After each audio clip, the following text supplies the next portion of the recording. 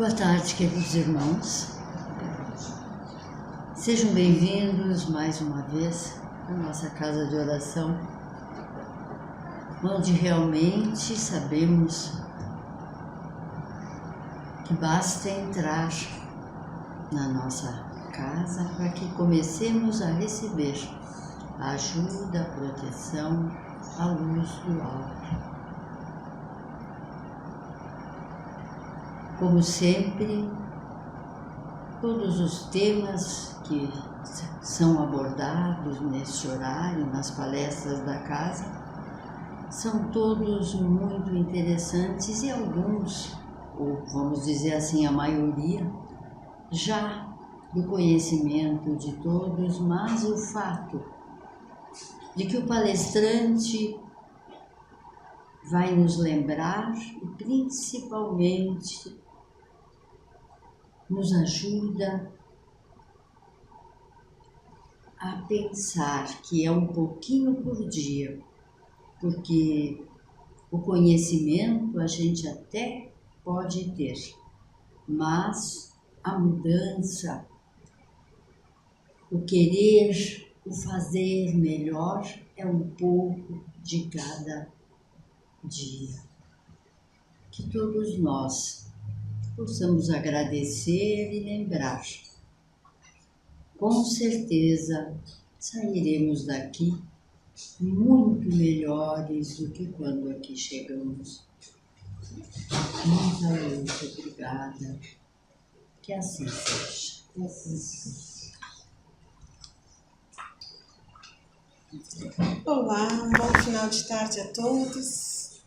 Nós, hoje, com alegria por retornarmos a este horário, nesta casa, que sempre nos recebe com um ambiente tão caloroso, tão harmonioso, para falarmos sobre economia. É um tema escolhido pela área da família de nossa casa. Problemas econômicos no lar, mas a gente não vai falar muito de problemas, vamos falar hoje mais de soluções. Vem deste livro, Minha Família, o Mundo e Eu. Este livro de Raul Teixeira, ditado pelo Espírito Camilo, é como um manual para nós, famílias, encontrarmos algumas respostas para alguns problemas, para algumas dificuldades. Então, recomendamos a leitura Minha Família, o Mundo e Eu. E no capítulo 20 deste livro, que tem o título Problemas Econômicos na Família, o autor nos chama a atenção sobre como planejamos a nossa vida em família. Quando nós estávamos iniciando uma vida em casal, uma vida em família, um namoro até, conversamos com o nosso parceiro, com o nosso par, com o nosso namorado ou namorada sobre como seria a nossa vida econômica. Quem seria responsável por pagar as contas? Quem iria pagar água, luz, telefone, gás? Nem sempre lembramos que problemas econômicos no lar são de todos os que no lar residem. Tenham eles 2 anos, 10 anos, 90 anos, a idade que for. Quando é necessário administrar aquilo que temos no lar, o compromisso, a responsabilidade é de todos que moram neste lar. E nós, aqui na Casa Espírita, falando sobre economia, será que isso tem a ver com a nossa doutrina, com o cristianismo, com aquilo que aqui costumamos viver ou falar? A resposta é sim, pois nós temos a tarefa de bem usar, bem aproveitar tudo aquilo que nos é proporcionado ter nesta terra, nesta vida, neste momento. Todos os nossos bens materiais são como empréstimos que a gente usa por um tempo e que a gente daqui a um tempo, quando deixar esta vida, a gente devolve, a gente deixa aqui na Terra. Quando nós estamos também falando sobre aproveitar bem, precisamos lembrar que todos os recursos naturais da Terra nos foram proporcionados por Deus. Eles vão durar um certo tempo, não é? Por mais que nós, que somos mais velhos, tenhamos aprendido na escola que a água, por exemplo, era algo incolor, inodora e também infinita. Tempos depois, foi aprendido melhor, estudado melhor e entendido que a água não é infinita. A água é finita. A água que está em nosso planeta é esta mesma. Quando chove, a nuvem não está gerando água, né? Está apenas devolvendo aquela água que evaporou-se. E assim, com este conhecimento também de que a água não é infinita, vários outros conhecimentos foram sendo adquiridos pelos homens aqui da Terra, no sentido de que tudo pode acabar. A terra, as árvores, o ar que nós respiramos pode se tornar poluído de tal forma que a vida não seja mais possível com a qualidade que temos hoje, se não tomarmos providências, se não formos econômicos, se não soubermos utilizar direito. Alguém de nós aqui pode pensar, mas eu sou uma pessoa muito modesta, eu gasto muito pouco, quase não compro roupa, não compro sapato, não fico gastando. Mas não é possível alguém viver aqui na Terra sem usar nenhum recurso natural. Como a água, que já falamos, ninguém sobrevive sem água. Mesmo que a gente pense, eu bebo muito pouco, eu tomo banho, eu lavo roupas. Nas minhas coisas, nas roupas, nos móveis, nos calçados, também há água. Todos nós utilizamos os recursos materiais de nosso planeta. E todos nós somos responsáveis por bem administrar todos os recursos de nosso planeta. Por mais que a gente pense, isso é coisa do governo, do político, é coisa de todos nós. Porque nenhum governo, nenhum político, nenhum administrador vai conseguir resolver tudo o que há para ser resolvido, se todos nós não nos sentirmos responsáveis. Há muito tempo atrás, quando eu fui professora, dava aula de ecologia, uma criança um dia me disse, em uma aula falando sobre água, lá em casa nunca vai faltar água, porque meu pai tem muito dinheiro e ele compra muita torneira. Imaginava a criança que comprando muita torneira não faltaria água, né? E alguns de nós, homens e mulheres, vivemos como esta criança, sem pensar que estas coisas poderão faltar. Mas poderão. Por mais que a gente pense, economizar um pouquinho, que diferença faz? Tanta gente há no mundo, tantos gastando tanta coisa, por que se eu economizar vai fazer a diferença? E a resposta é sim. Cada um de nós faz a diferença onde quer que a gente esteja. No lar, na família. Quando economizamos um pouquinho de sabão em pó, faz a diferença. Quando economizamos reutilizando algum pote, a casa de quem aqui não tem um pote de margarina, um pote de maionese sendo reutilizado? Economizamos recursos. E assim precisamos ir nos dando conta de que é preciso e é possível economizar muito mais.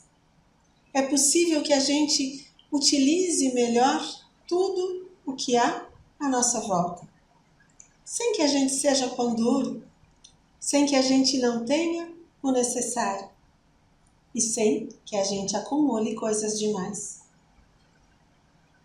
Nós, espíritos imortais que somos, precisamos nos dar conta de que um dia reencarnaremos após a nossa morte aqui na Terra. E para onde será que a gente vai após a nossa morte? A gente vai descansar, a gente vai se recuperar, a gente vai, quem sabe, até sofrer um pouquinho mais, mas a gente pode voltar. E se a gente voltar aqui para a Terra, quem sabe a gente ainda volte para a mesma família. Pode ser que a gente volte como filho dos nossos filhos, neto dos nossos filhos. E como será a administração deles de um lar, da Terra? Como estará a Terra nesse futuro quando a gente voltar? Como estarão os nossos netos, os nossos bisnetos quando a gente voltar? Terão aprendido a administrar bem os recursos? Ou não? Por isso é nossa tarefa também. É uma tarefa que a gente pode e deve praticar pensando, eu estou fazendo o bem para mim mesmo. Pelo bem do planeta, pelo bem da minha família, pelo bem dos meus herdeiros, que poderei ser eu mesmo. Poderei voltar a viver com a mesma família que vivo hoje. Não é algo impossível, é algo bem possível de acontecer. Por isso precisamos sempre nos dar conta de que tudo o que acontece à nossa volta é também um pouco culpa ou glória de cada um de nós. Tudo de bom que somos responsáveis por ajudar ou não atrapalhar também entra na nossa conta daquilo que fizemos, de bom ou de ruim. E para que a gente tenha a certeza daquilo que deve ser feito e daquilo que não deve ser feito, há um lembrete que o apóstolo Mateus registrou em o Evangelho, lá no Novo Testamento, em Mateus, capítulo 6. Ele registrou a seguinte recomendação de Jesus. Mateus 6,19. Não acumulem para vocês tesouros na terra, onde a traça e a ferrugem destroem, onde os ladrões arrombam e furtam. Acumulem para vocês tesouros no céu, onde a traça e a ferrugem não destroem, onde os ladrões não roubam nem furtam. Pois onde estiver o seu tesouro, aí também estará o teu coração. Essa recomendação de Jesus, que se inicia então em Mateus 6,19 vai até 6,22, pode significar um alerta. Como se Jesus dissesse, olha meus amigos, o que entra no céu não é ouro, não é prata, não é nada que a gente carregue nas mãos, mesmo porque não entraremos nos céus utilizando as nossas mãos, essas que a gente enxerga aqui, não é mesmo? O que entra no céu são outras riquezas. Aquilo que nós carregaremos em nossa bagagem será tudo aquilo que tivermos aprendido, toda a riqueza que houvermos feito aqui na terra, todo o bem que houvermos espalhado, todo o mal que houvermos evitado. Estas sim são verdadeiras riquezas. E essas riquezas nós precisamos ir acumulando ao longo da vida. Precisamos ir aprendendo para quando chegarmos ao final de nossa existência aqui na Terra, podermos nos despedir da família atual sem deixar problemas econômicos, problemas financeiros é o nosso sonho, o nosso desejo, né? Deixar uma família bem, deixar filhos, netos, marido, esposa, sem muitas dificuldades. Seria o ideal? Para isso é preciso não apenas que a gente ore, dizendo, Pai, o pão nosso de cada dia me dá hoje. O Pai proporciona. O Pai proporciona a todos nós o pão material, o pão do trabalho, o pão que é necessário para cada dia. Mas é preciso que a gente olhe, que a gente enxergue, que a gente faça a nossa cota de esforço para que o auxílio do alto seja visto, seja entendido. Não basta que a gente fique orando, dizendo, o pão nosso de cada dia nos dai hoje, perdoa, Pai, as minhas ofensas, que eu vou perdoar quem me ofende, se eu nada fizer. se eu ficar só orando, o pão não chega à mesa, o trabalho não vai ser encontrado, o sustento da família não vai ser alcançado, pois não é a prece que alimenta, a prece ajuda, a boa vontade é fundamental, mas nem só de boa vontade a gente enche o nosso prato, não é com boa vontade que a gente se veste. Então é preciso que entendamos que também não acumular riquezas significa auxiliar àqueles que nesta terra, nesta vida, neste momento, vieram desprovidos daquilo que temos em casa em abundância. Há tantos homens, tantas mulheres, tantos lares onde falta o básico, falta o necessário para a vida simples, para a vida não com fartura. E por isso devemos nós bem aproveitar tudo aquilo que temos, não acumulando riquezas e dividindo sempre que nos seja possível. Estendendo a mão, estendendo o braço, além do abraço, além do sorriso, alcançando algo de material aos nossos irmãos em necessidade sempre que seja possível. Para que sejamos nós também dignos de não mais enfrentarmos problemas financeiros no lar. E a vontade é de dizer que assim seja, né? Que a gente consiga. Então nós vamos orar, porque já são 18 horas e 15 minutos, encerrado o nosso tempo. Fechamos os nossos olhos e vamos pedir.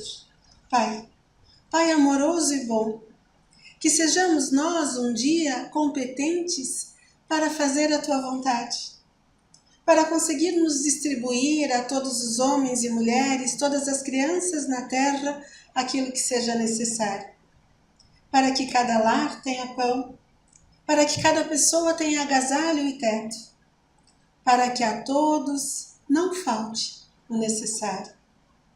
Que sejamos nós bons cristãos, que consigamos entender a Tua boa mensagem, que consigamos a cada dia mais fazer a Tua vontade onde quer que estejamos. E por todas as bênçãos em nossa mesa, em nosso lar, em nossa família, nós Te agradecemos. Que tenhamos a possibilidade de evitarmos em nossos lares os problemas financeiros. E que assim seja. Um bom retorno a todos. Que assim seja.